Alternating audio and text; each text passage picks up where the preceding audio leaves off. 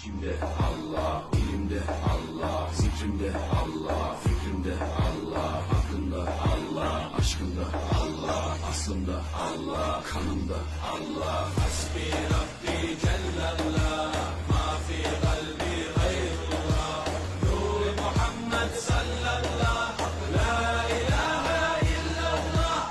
Hasbi Rabbi Cellallah, ma fi kalbi gayrullah, Nur Muhammed sallallah, la ilahe illallah. Bu benden bir davet, nefse ikamet, hem de tek çare Allah Allah. Bu hayat imtihan, şeytandan intikam, sayısız iltifat Allah Allah.